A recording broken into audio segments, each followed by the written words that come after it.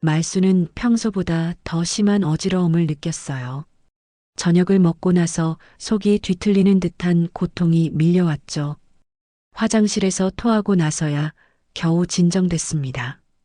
이상하다. 뭔가 이상해. 말수는 침대에 누워서도 계속 생각했어요. 단순한 소화불량치고는 증상이 너무 심했거든요. 게다가 지연의 행동도 평소와 달랐습니다. 다음 날 오후 말수는 처음으로 CCTV 영상을 확인해 보기로 했습니다. 처음에는 평범한 모습들만 보였습니다. 가족들이 저녁을 먹고 각자 방으로 들어가는 모습, 말순이 설거지를 하는 모습. 그런데 자정이 넘어서 이상한 장면이 나타났어요. 지연이 조용히 부엌으로 나와서 뭔가를 하고 있었습니다. 냉장고를 열고 무언가를 꺼내더니 작은 봉지에서 뭔가를 꺼내 그릇에 넣었어요. 그리고는 주변을 둘러보며 신중하게 어떤 작업을 하고 있었죠. 저게 뭐지?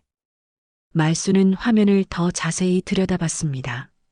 지연이 하고 있는 일이 정확히 뭔지는 보이지 않았지만 분명히 평소와는 다른 행동이었어요. 그리고 지연의 표정, 뭔가 음산하고 계산적인 느낌의 미소를 띠고 있었죠. 말순의 가슴이 두근거리기 시작했습니다. 설마 하는 생각이 머릿속을 스쳤어요. 하지만 그런 일이 일어날 리 없다고 자신을 달랬죠. 며느리가 시어머니에게 그런 짓을 할 리가 없다고 말이에요. 과연 새벽녘 부엌에서 보이는 며느리의 이상 행동이 시어머니 말순님께 어떤 결과를 가져다 주었을까요? 마음을 이끄는 이야기 하나씩 전해드립니다. 좋아요, 구독 알림 설정은 언제나 무료니까요. 사연 들으면서 마음에 닿았다면 응원 부탁드립니다. 그럼 오늘의 사연 시작합니다. 경기도 외곽의 낡은 단독주택에서 새벽 5시 반이 되면 어김없이 일어나는 사람이 있었습니다. 바로 김말순이었죠. 74의 나이에도 허리를 구부정하게 굽히며 부엌으로 향하는 발걸음은 여전히 바빴습니다. 찬바람이 스며드는 오래된 집안에서 말수는 가스레인지에 불을 켜고 밥을 안치기 시작했어요. 또 하루가 시작되는구나. 말수는 작은 소리로 혼잣말을 했습니다. 쌀을 씻으며 손끝으로 느껴지는 차가운 물의 감촉이 하루의 시작을 알렸어요. 밥이 끓는 동안 말수는 빨래감을 챙겨 세탁기로 향했습니다. 며느리 박지연의 옷가지들과 아들 정우의 와이셔츠, 그리고 손녀 수빈의 교복까지 한 아름안고 가는 길이었죠. 세탁기가 돌아가는 소리와 함께 말수는 다시 부엌으로 돌아왔습니다. 밥이 다 되어갈 시간이었거든요. 반찬통들을 하나씩 꺼내며 상을 차리는 말순의 손놀림은 수십 년간 반복해온 익숙한 동작이었어요.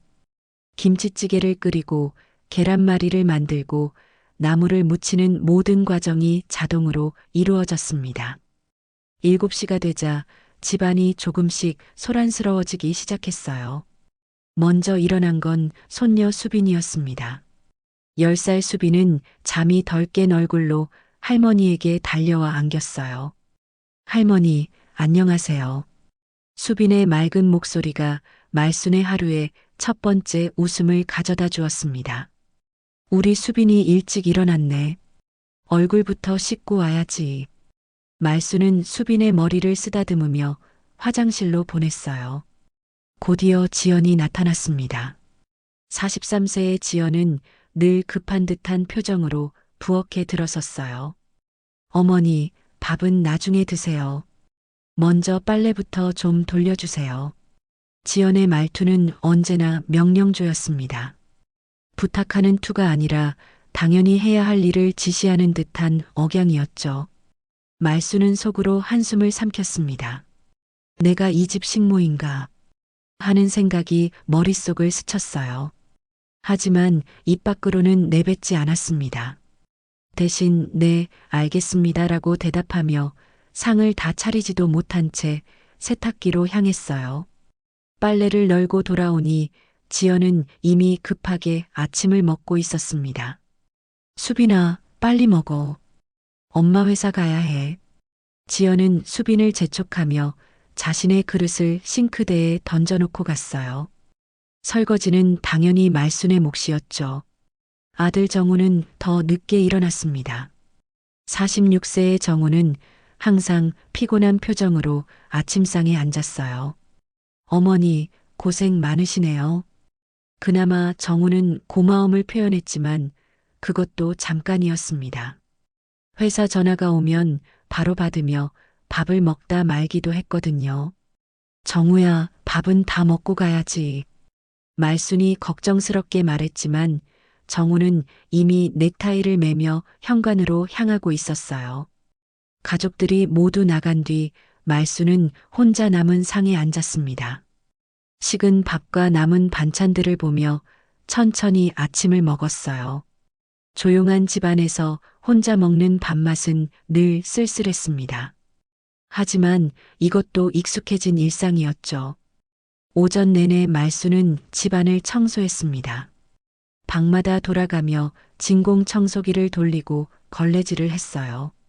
지연의 방에 들어가면 늘 어수선하게 널브러진 옷가지들이 말순을 기다리고 있었습니다. 화장대 위에 비싼 화장품들과 침대 위에 명품 가방들을 보며 말순은 복잡한 마음이 들었어요. 점심때가 되면 또다시 부엌에 서야 했습니다. 저녁 반찬도 미리 준비해 두어야 했거든요. 말순의 하루는 쉴 틈 없이 돌아갔어요. 밥하고 빨래하고 청소하고 설거지하고 그 반복의 연속이었습니다. 오후 3시쯤 되면 수빈이 학교에서 돌아왔어요. 이때가 말순에게는 하루 중 가장 행복한 시간이었습니다. 할머니.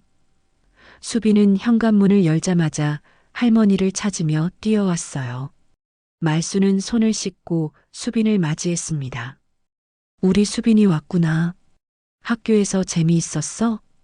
말순은 수빈의 가방을 받아주며 물었어요. 네. 오늘 미술 시간에 할머니 그림 그렸어요. 수빈은 가방에서 그림을 꺼내 보여주었습니다. 서툰 솜씨로 그려진 할머니의 모습이 말순의 마음을 따뜻하게 만들었어요. 수빈과 함께하는 시간은 말순에게 하루의 유일한 위로였습니다.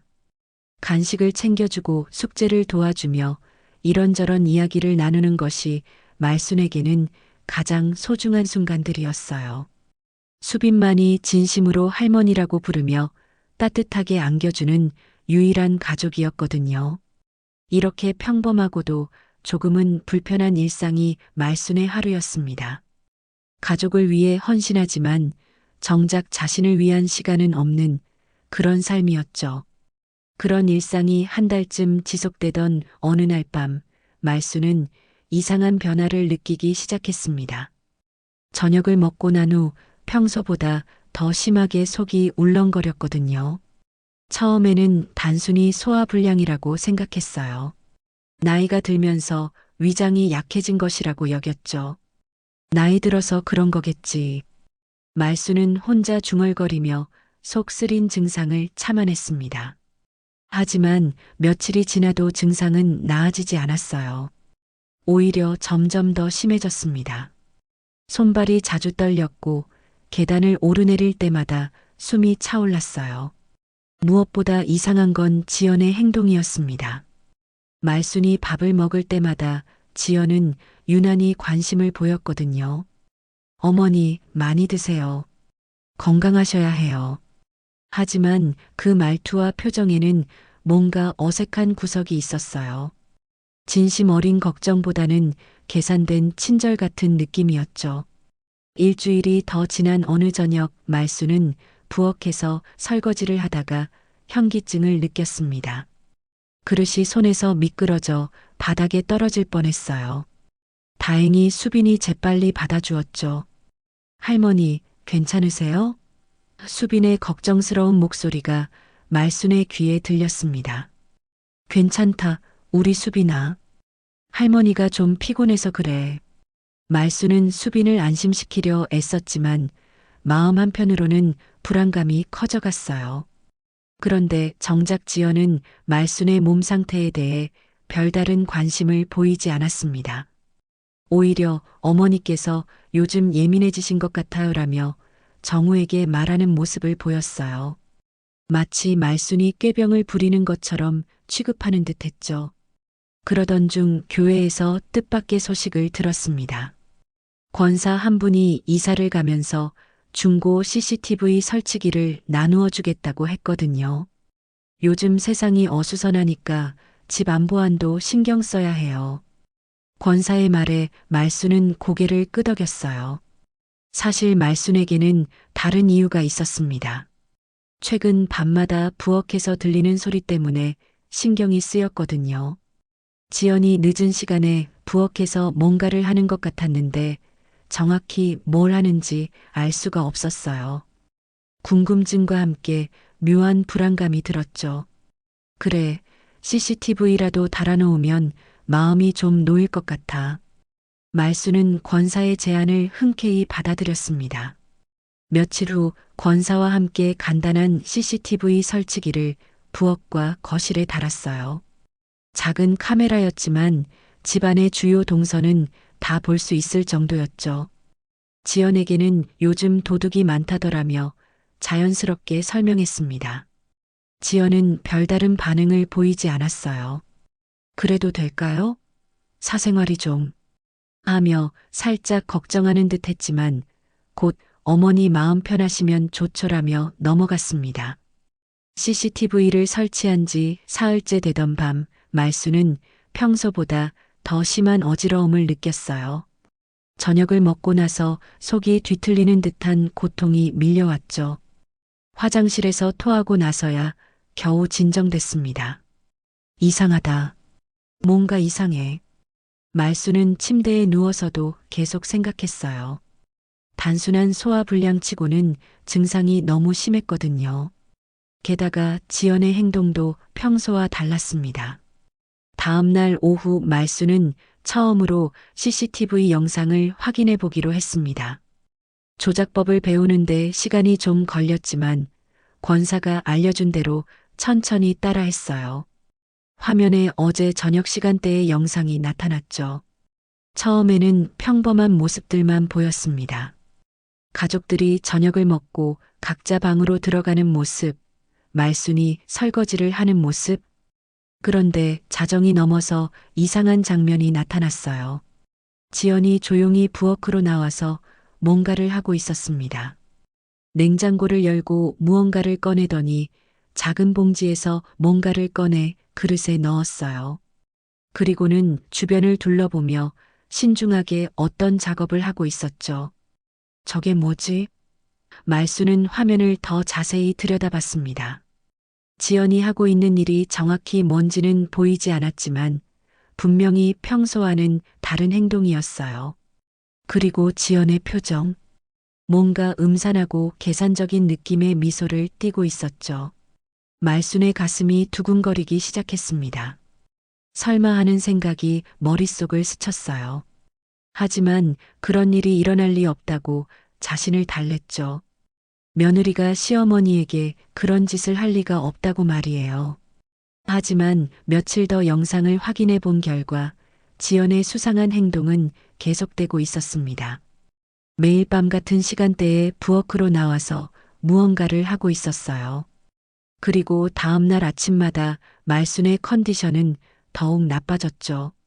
이건 우연의 일치가 아니야. 말순은 마침내 끔찍한 진실과 마주하게 될 준비를 하고 있었습니다. 일주일 더 지난 어느 날 새벽 말순은 마침내 결정적인 장면을 목격하게 되었습니다. CCTV 영상을 되돌려 보던 중 지연이 자신의 밥그릇에 작은 약 같은 것을 넣는 모습이 선명하게 포착된 것이었어요. 더욱 소름 끼치는 건 그때 지연의 표정이었습니다. 입꼬리를 올리며 비웃는 듯한 미소를 짓고 있었거든요. 저게 설마. 말순의 손이 덜덜 떨렸습니다. 화면 속 지연은 작은 봉지에서 흰색 가루를 꺼내 말순의 밥그릇에 조심스럽게 뿌리고 있었어요. 그리고는 숟가락으로 골고루 섞어가며 흔적을 지우고 있었죠. 영상을 몇 번이고 되돌려본 말수는 이제 확신할 수 있었습니다. 지연이 자신의 음식에 뭔가를 타고 있다는 것을요. 그것도 매일 밤마다 말이에요. 말순의 몸에 이상 증상이 나타나기 시작한 시기와 정확히 일치했습니다. 내가 독살당하고 있는 건가? 말순은 충격과 공포에 휩싸였어요. 자신을 돌봐달라고 맡겨진 며느리가 자신을 해치려 한다는 사실을 받아들이기 어려웠죠. 하지만 당장 아들 정우에게 말해봤자 믿지 않을 게 뻔했습니다. 어머니, 그런 말씀 마세요. 지연이가 왜 그런 일을 하겠어요? 라며 오히려 말순을 타박할 것이 분명했어요. 지연은 평소 정우 앞에서는 모범적인 아내와 며느리 역할을 완벽하게 해왔거든요. 말순은 먼저 교회 권사에게 조심스럽게 상황을 털어놓았습니다. 권사님, 제가 이상한 얘기를 하나 할 텐데, 며느리가 제 음식에 뭔가를 타는 것 같아요. 권사는 처음에는 믿기 어렵다는 표정이었어요. 요즘 세상에 며느리가 시어머니 밥에 약을 넣는다고요? 그런 일이 정말 있을까요? 하지만 말순이 CCTV 영상을 보여주자 권사의 표정이 심각해졌습니다. 이건 장난이 아니에요. 하지만 더 확실한 증거를 모아야 해요. 한두 번의 영상만으로는 부족할 수 있거든요. 권사는 신중하게 조언했어요. 일단 음식을 조심하시고 더 많은 증거를 수집해 보세요. 말수는 권사의 조언에 따라 CCTV를 추가로 설치하기로 했습니다. 부엌의 다른 각도에서도 촬영할 수 있도록 작은 카메라 하나를 더 달았어요.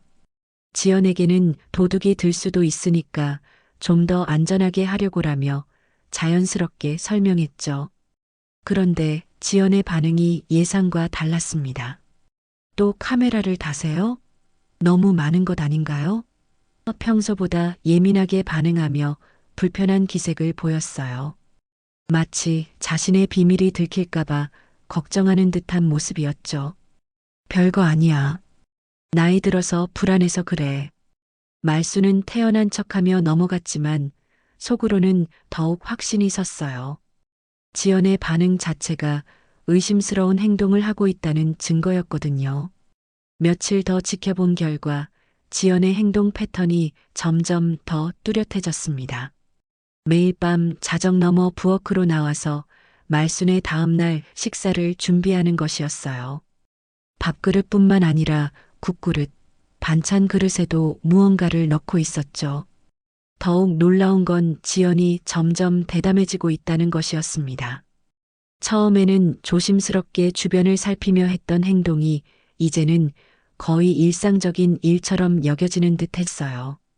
심지어 말순이 음식을 먹을 때 의미심장한 미소를 지으며 지켜보기까지 했습니다. 어머니, 많이 드세요. 건강을 위해서예요. 지연은 그런 말을 되풀이하며 말순의 식사를 독려했어요. 그 말이 이제는 소름 끼칠 정도로 무서웠습니다. 건강을 위해서가 아니라 건강을 해치기 위해서라는 뜻으로 들렸거든요.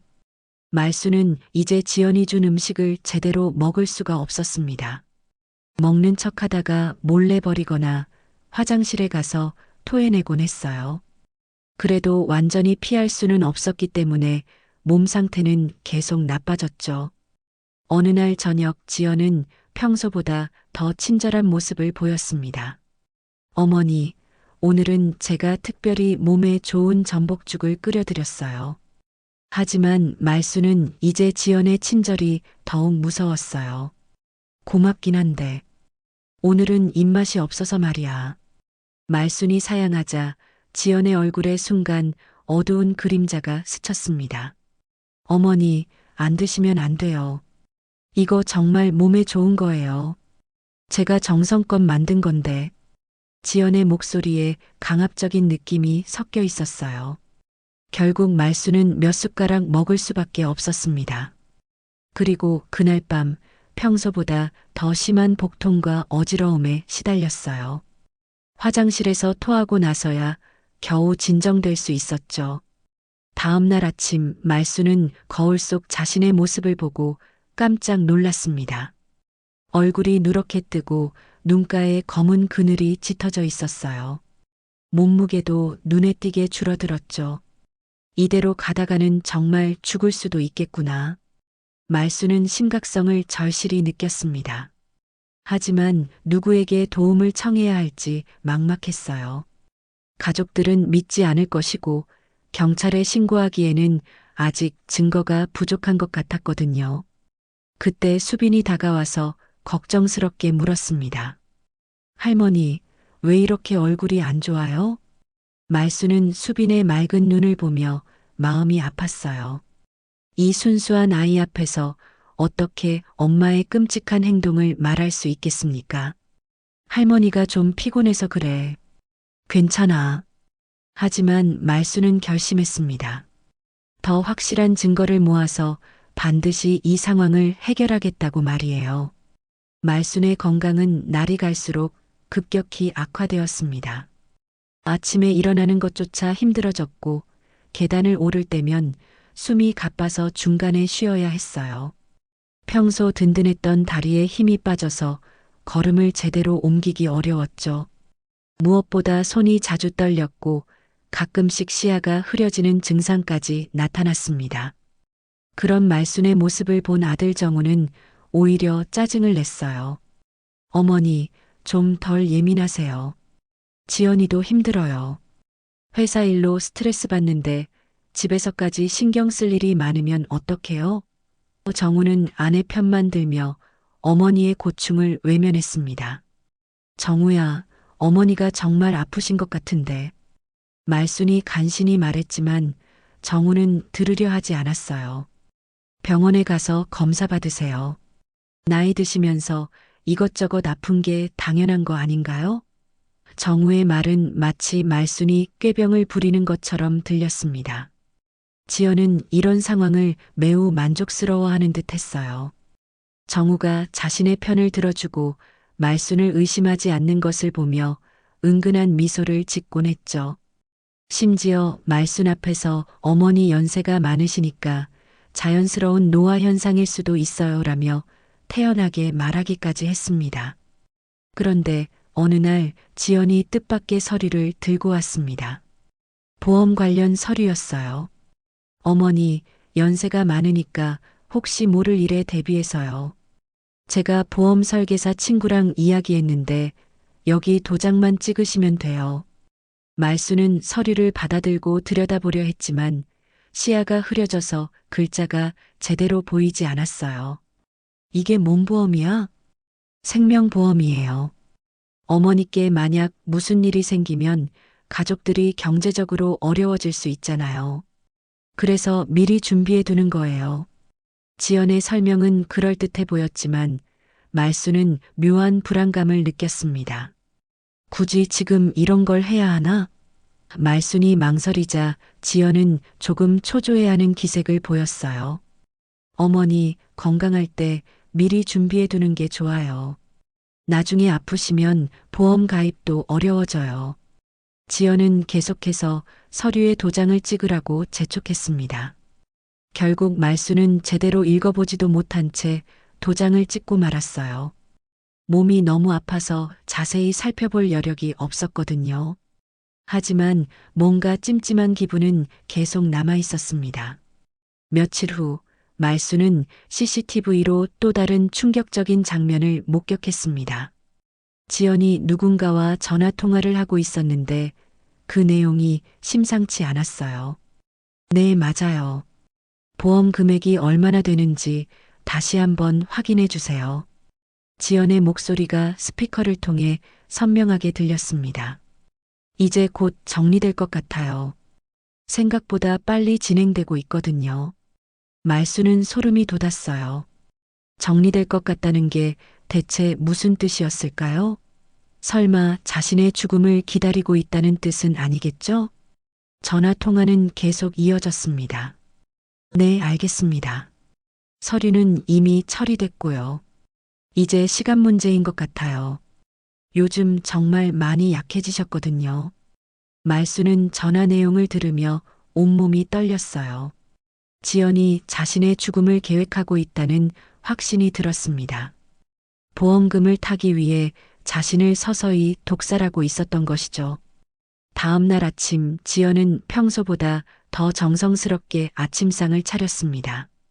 어머니, 오늘은 특별히 보양식을 준비했어요. 많이 드세요. 하지만 말순에게는 그 음식들이 도구로 보였어요. 지연아, 나는 오늘 입맛이 없어서. 말순이 사양하려 하자 지연의 얼굴이 순간 일그러졌습니다. 어머니, 이렇게 안 드시면 더 약해지세요. 제가 정성껏 만든 건데. 지연의 목소리에는 강압적인 느낌이 섞여 있었어요. 결국 말수는 몇 숟가락 먹을 수밖에 없었습니다. 그리고 그날 오후 평소보다 더 심한 복통과 어지러움에 시달렸어요. 온몸에 힘이 빠져서 침대에서 일어날 수조차 없었죠. 수빈이 학교에서 돌아와 말순의 모습을 보고 깜짝 놀랐습니다. 할머니, 얼굴이 너무 안 좋아요. 병원에 가세요. 괜찮다, 수빈아.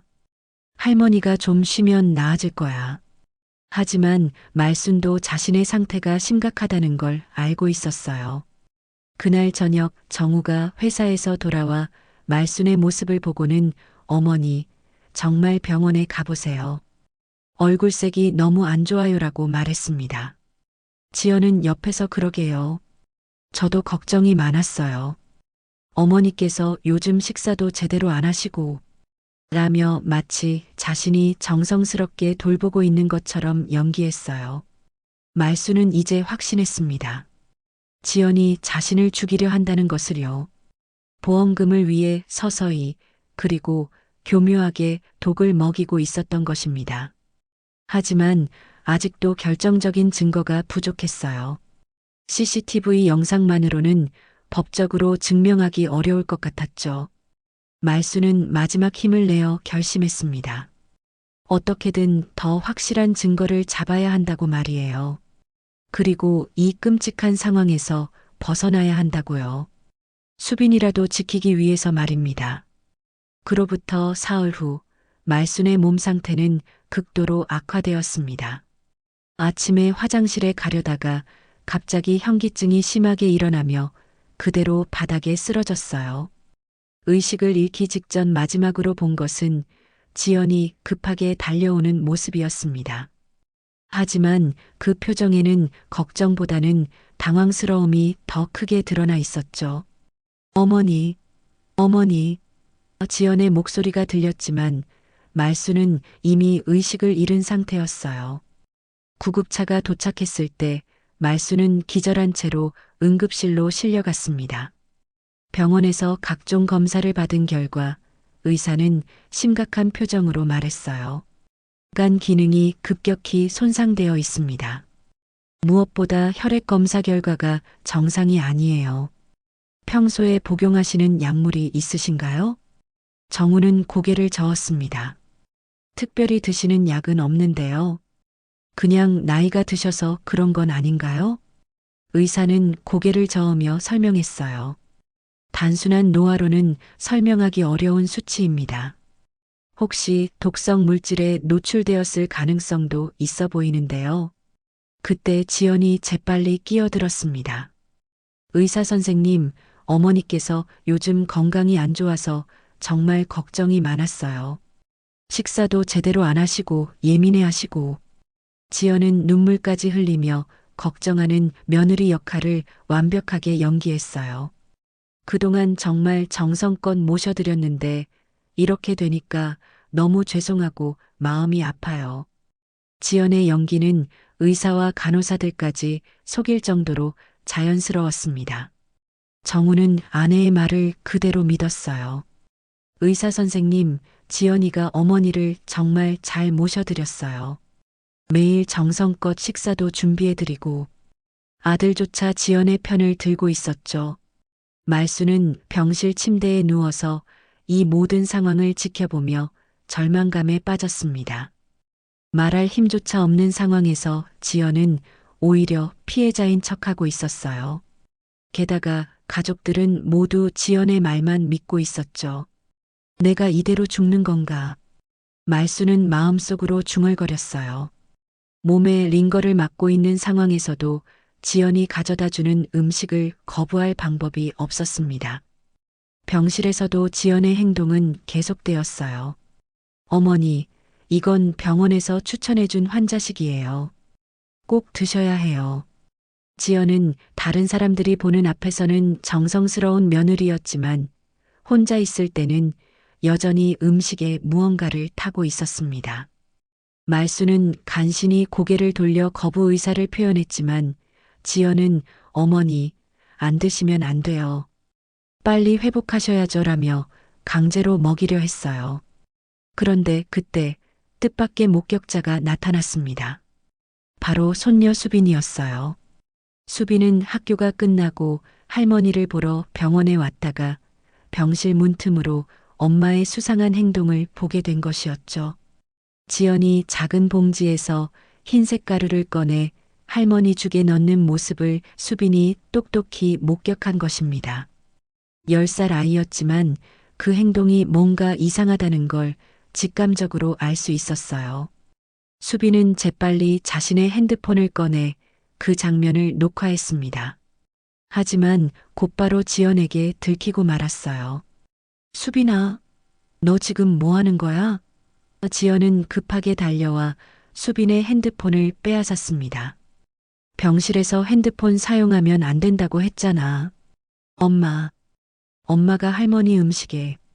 수빈이 무언가 말하려 하자 지연은 재빨리 수빈의 입을 막았어요.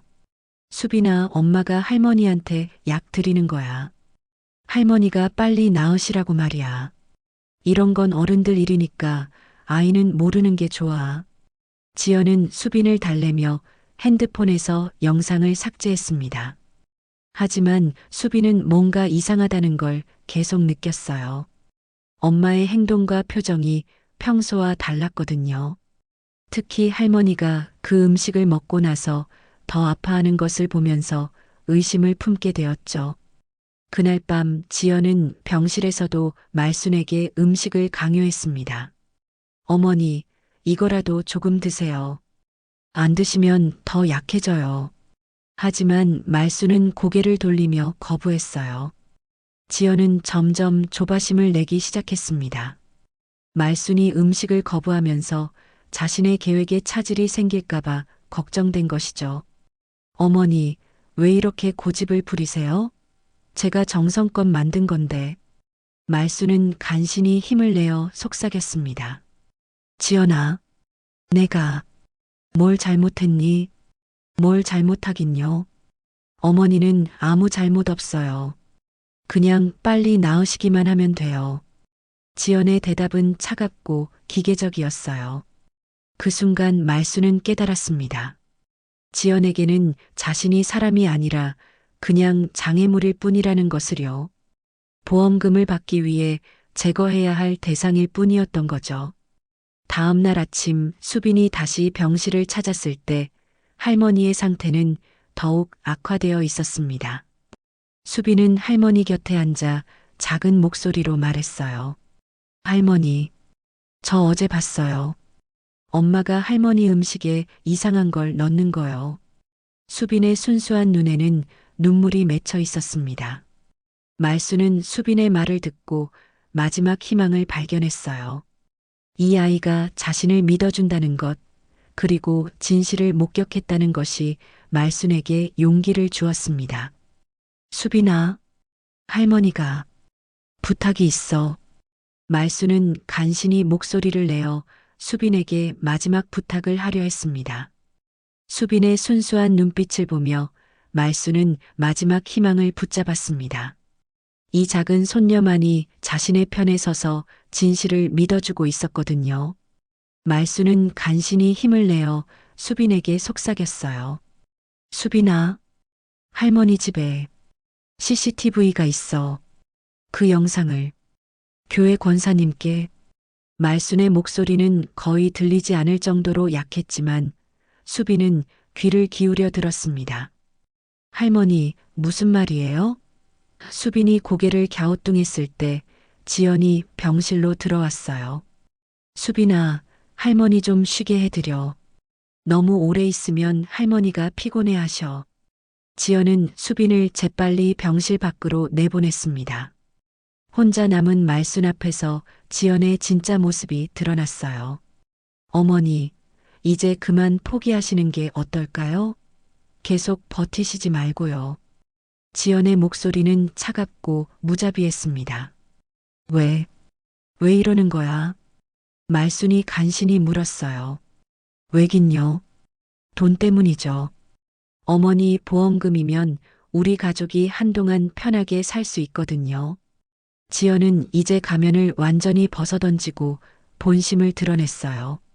어차피 몇 년 더 사신다고 해봤자 뭐 하세요? 아프시기만 하고 우리한테만 짐이 되는데. 말수는 지연의 잔인한 말에 충격을 받았습니다. 자신이 가족에게 짐이라고 생각한 적은 있어도 목숨까지 위협받을 줄은 몰랐거든요. 수빈이는 어떡하려고. 말순이 손녀 걱정을 하자 지연은 비웃었어요. 수빈이는 아직 어리니까 금방 잊을 거예요. 아이들은 원래 적응 빨라요. 지연의 말은 마치 말순이 이미 죽은 사람 취급하는 듯 했습니다. 그때 병실 문이 열리며 간호사가 들어왔어요. 보호자분, 환자분 상태가 좀 이상해서 추가 검사를 해야 할 것 같습니다. 지연은 재빨리 얼굴 표정을 바꿔 걱정스러운 며느리로 돌변했어요. 네, 알겠습니다. 어머니 상태가 정말 걱정되거든요. 간호사가 나간 후 지연은 다시 말순에게 다가왔습니다. 어머니, 병원에서도 의심하기 시작하는 것 같네요. 그러니까 이제 정말 마지막이에요. 말순은 온몸에 소름이 돋았어요. 지연이 더 이상 기다리지 않겠다는 뜻으로 들렸거든요. 그날 밤 말순은 병실에서 혼자 눈을 감고 깊이 생각했습니다. 이대로 끝낼 수는 없다. 수빈이를 위해서라도. 손녀의 맑은 얼굴이 떠올랐어요. 그 아이만은 이런 끔찍한 진실을 모른 채 살아야 한다고 생각했죠. 다음 날 오전 말수는 간호사에게 부탁했습니다. 간호사님, 제가 부탁이 하나 있어요. 네, 말씀하세요. 젊은 간호사는 친절하게 대답했어요. 집에 중요한 서류가 있는데 누군가 가져다 줄 수 있을까요? 말수는 간신히 힘을 내어 말했습니다. 간호사는 잠시 망설이다가 가족분께 말씀드릴까요? 라고 물었어요. 아니요. 교회 권사님께 전화번호를 알려드릴 테니. 말수는 권사의 전화번호를 불러주었습니다. 오후에 권사가 병원에 찾아왔어요. 말수는 권사에게 간신히 상황을 설명했습니다. 권사님, 집에 있는 CCTV 영상과 보험 서류를 복사해서 가져와 주세요. 권사는 말순의 심각한 표정을 보고 즉시 이해했어요. 알겠어요. 지금 바로 다녀올게요. 권사가 집에 가서 CCTV 영상들을 확인해 본 결과는 충격적이었습니다. 지연이 매일 밤 말순의 음식에 무언가를 타는 장면들이 여러 개 저장되어 있었거든요. 특히 보험 서류와 관련된 전화 통화까지 녹음되어 있어서 완벽한 증거가 되었어요. 권사는 모든 영상과 서류를 복사해서 병원으로 돌아왔습니다. 말순 권사님, 이건 정말 심각한 문제예요. 당장 경찰에 신고해야 해요. 하지만 말순은 고개를 저었어요. 아직 안 돼요. 수빈이가 상처받을까봐. 그렇다고 이대로 당하고 있을 수는 없잖아요. 권사는 분개했습니다. 그때 수빈이 다시 병원에 찾아왔어요. 할머니를 보러 온 수빈은 권사와 할머니가 심각한 대화를 나누는 모습을 보고 궁금해했습니다. 할머니, 무슨 일이에요? 수빈이 물었을 때 말수는 수빈의 손을 잡고 조용히 말했어요. 수빈아, 할머니가 너한테 중요한 얘기를 할 게 있어. 말수는 더 이상 혼자 감당할 수 없다는 걸 깨달았습니다. 수빈은 고개를 끄덕이며 할머니의 말을 들을 준비를 했어요. 그때 수빈이 작은 목소리로 말했습니다. 할머니, 저도 말하고 싶은 게 있어요. 엄마가 할머니 음식에 약 타는 거 정말 봤어요. 수빈의 눈에는 눈물이 맺혀 있었어요. 말수는 수빈의 용기 있는 증언을 듣고 마음을 굳혔습니다. 이 순수한 아이가 진실을 말해주고 있는데 자신이 계속 숨어 있을 수는 없었거든요. 권사님, 이제 경찰에 신고하세요. 말수는 마침내 결심을 굳혔습니다. 권사는 즉시 휴대폰을 꺼내 경찰서에 전화를 걸었어요. 네, 신고할 일이 있습니다. 살인미수 사건인 것 같은데요. 수빈의 작은 손이 할머니의 손을 꼭 잡고 있었습니다. 그 따뜻함이 말순에게 마지막 용기를 주었어요. 경찰 신고가 접수된 지 이틀 후 말순은 병원에서 퇴원하게 되었습니다. 의사는 아직 완전히 회복되지 않았지만 집에서 요양하시는 것도 좋겠다고 말했어요. 하지만 말순과 권사는 이미 계획을 세워두고 있었습니다. 집으로 돌아온 첫날 저녁 말순은 일부러 평소처럼 행동했어요. 지연이 의심하지 않도록 하기 위해서였죠. 저녁 시간이 되자 지연은 여느 때처럼 정성스럽게 상을 차렸습니다. 어머니, 병원에서 드시지 못한 집밥 많이 드세요. 몸이 빨리 회복되셔야 해요. 지연의 목소리는 여전히 친절했지만 그 속에 숨은 의도를 아는 말순에게는 소름 끼칠 뿐이었어요.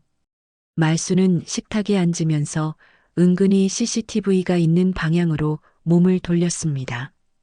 오늘은 모든 것이 선명하게 기록되어야 했거든요. 권사와 경찰이 모든 준비를 마쳤다는 연락을 받았기 때문이었어요. 지연아, 오늘은 내가 준 이 음식을 다 먹을게.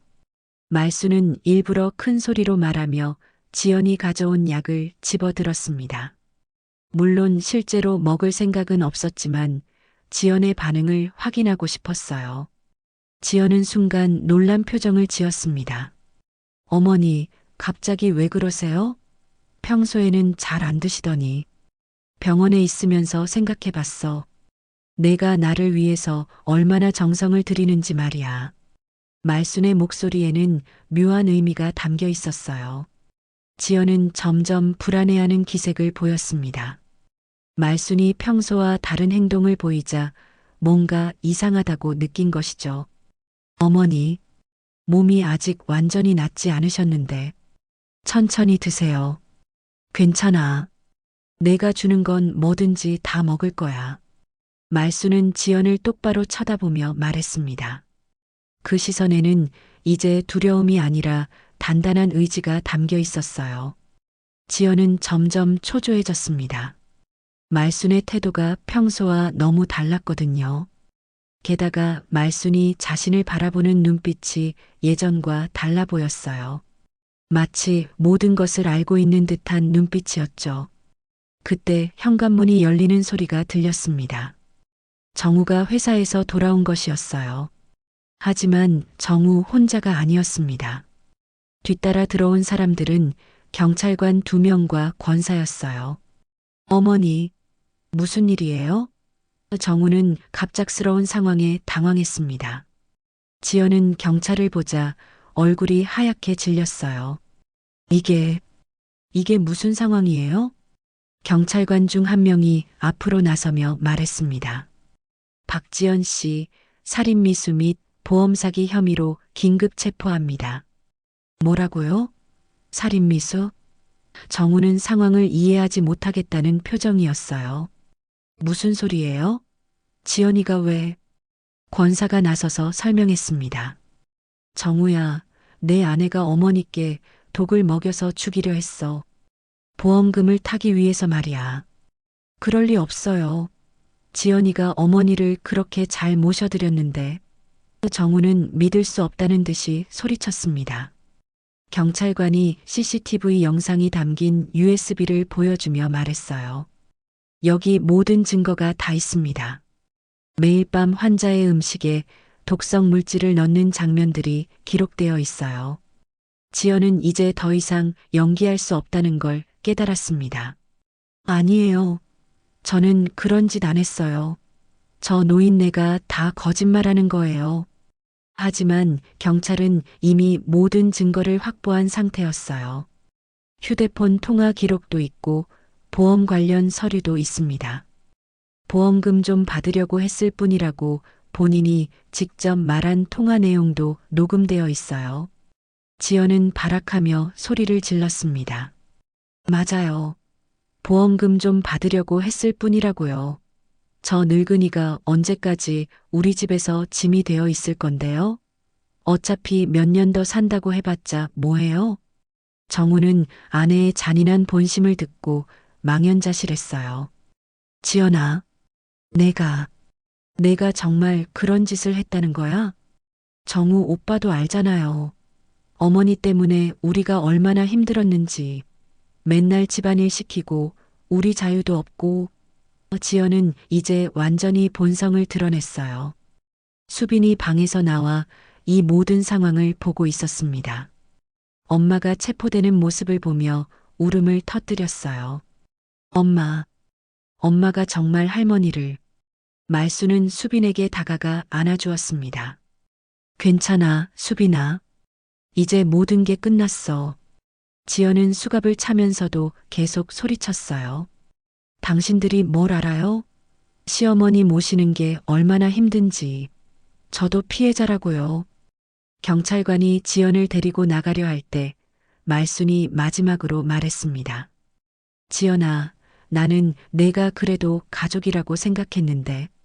지연은 비웃으며 대답했어요. 가족이요? 웃기지 마세요. 저한테는 그냥 장애물이었을 뿐이에요. 정우는 바닥에 주저앉으며 눈물을 흘렸습니다. 어머니, 정말 죄송해요. 제가 몰랐어요. 말수는 아들의 어깨에 손을 올리며 말했어요. 이제라도 알게 된 게 다행이야. 수빈이를 위해서라도 우리가 힘을 내야지. 권사는 말순의 손을 잡으며 말했습니다. 정말 용기 내셨어요. 혼자 끝까지 버텨내시다니. 지연이 경찰차에 태워져 나가는 모습을 보며 말수는 마침내 긴 악몽이 끝났다는 것을 실감했습니다. 이제 진짜 자신의 인생을 살 수 있을 것 같았어요. 6개월 후 지연은 살인미수와 보험사기 혐의로 실형 8년을 선고받았습니다. 법정에서 판사는 계획적이고 지속적인 범행으로 피해자에게 극심한 고통을 가했다며 엄중한 처벌을 내렸어요. 재판 과정에서 지연이 사용한 독성 물질은 쥐약 성분이었다는 것도 밝혀졌죠. 소량씩 지속적으로 투여하여 자연사처럼 보이게 하려던 치밀한 계획이었습니다. 정우는 아내의 범행 사실을 알고 나서 깊은 충격에 빠졌어요. 몇 달간 술에 의존하며 자책하다가 결국 어머니 앞에 무릎을 꿇고 사죄했습니다. 어머니, 정말 죄송합니다.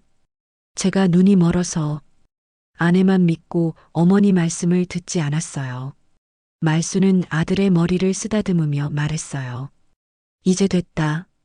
내가 잘못한 건 아니야. 사람을 믿는 게 죄는 아니잖아. 하지만 정우와의 관계가 예전처럼 돌아가기까지는 오랜 시간이 걸렸어요. 정우는 회사를 그만두고 어머니와 딸을 돌보기 위해 집 근처에서 새로운 일자리를 찾았습니다. 이제부터는 제가 어머니를 제대로 모시겠어요. 수빈이도 제가 직접 키우겠고요. 하지만 말수는 다른 계획을 세우고 있었어요. 그동안 누군가의 눈치를 보며 살았던 인생에서 벗어나 진정으로 자신을 위한 삶을 살고 싶었거든요. 무엇보다 수빈이와 함께 새로운 시작을 하고 싶었습니다. 정우야, 나는 수빈이와 함께 살 거야. 우리끼리 말이야. 말순의 말에 정우는 당황했어요. 어머니, 무슨 말씀이에요? 제가 모셔야죠. 아니다. 이제는 내가 하고 싶은 대로 살 거야. 너는 내 인생을 새로 시작해야 해. 말순의 목소리에는 단단한 의지가 담겨 있었어요. 말순은 그동안 모아둔 적금과 지연 사건으로 받게 된 보상금으로 작은 분식집을 차리기로 했습니다. 집 근처 골목에 있는 작은 상가를 임대해서 할머니 분식이라는 간판을 달았어요. 수빈은 할머니의 결정을 적극 지지했습니다. 할머니, 저도 도와드릴게요. 방학 때는 매일 와서 일 도와드릴 거예요. 우리 수빈이가 제일 큰 힘이 되겠구나. 말수는 수빈을 끌어안으며 웃었어요. 분식집을 준비하면서 말수는 처음으로 자신만의 공간을 꾸며보는 기쁨을 느꼈습니다. 작은 테이블 4개와 의자들을 배치하고 벽에는 수빈이 그려준 그림들을 걸었어요. 메뉴는 간단했지만 정성이 가득 담긴 떡볶이, 김밥, 라면이었죠. 개업 첫날 권사를 비롯한 교회 사람들이 모두 찾아와 축하해 주었습니다. 말순 권사님, 정말 대단하세요. 이런 일을 겪고도 이렇게 새 시작을 하시다니. 이제 시작이에요. 남은 인생은 제가 하고 싶은 대로 살 거예요. 말순의 얼굴에는 자신감이 넘쳤어요. 분식집은 생각보다 잘 되었습니다. 동네 아이들이 학교 끝나고 들러서 간식을 사 먹었고 어른들도 따뜻한 국물이 그리울 때 찾아왔어요. 무엇보다 말순이 정성껏 만드는 음식 맛이 입소문을 타면서 단골 손님들이 늘어났죠. 할머니, 오늘도 떡볶이 맛있어요. 동네 아이들의 칭찬을 들을 때마다 말순은 뿌듯했어요. 이런 감정을 느껴본 지가 정말 오래되었거든요. 수빈은 주말이면 분식집에 와서 할머니를 도왔습니다.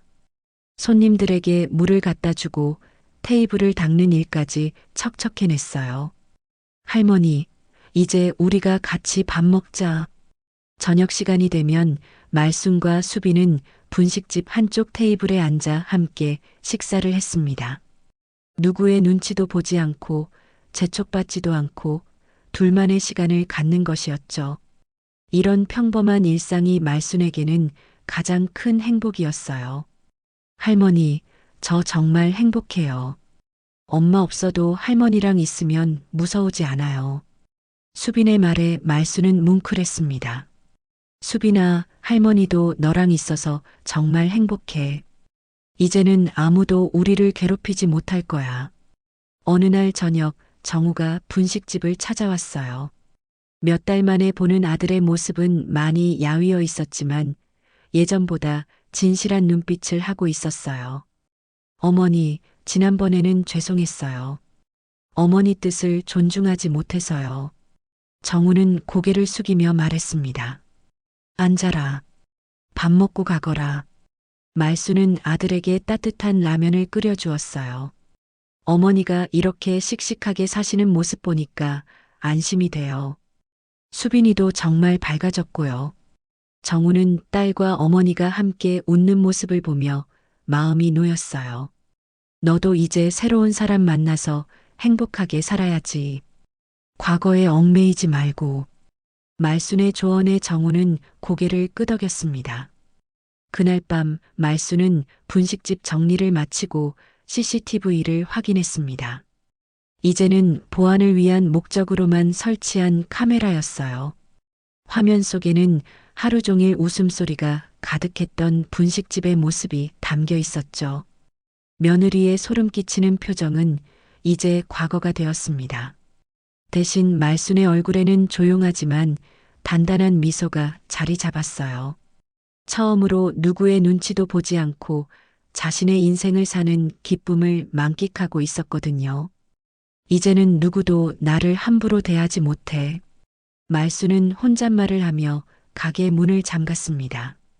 내일도 수빈이와 함께 맛있는 음식을 만들어 손님들을 맞이할 생각에 마음이 설렜어요. 74세 나이에 시작한 새로운 인생이었지만 말순에게는 지금이 가장 행복한 시간이었습니다. 오늘의 사연 어떠셨나요? 구독과 좋아요는 더 유익한 사연을 이어갈 힘이 됩니다. 끝까지 함께 해주셔서 감사합니다.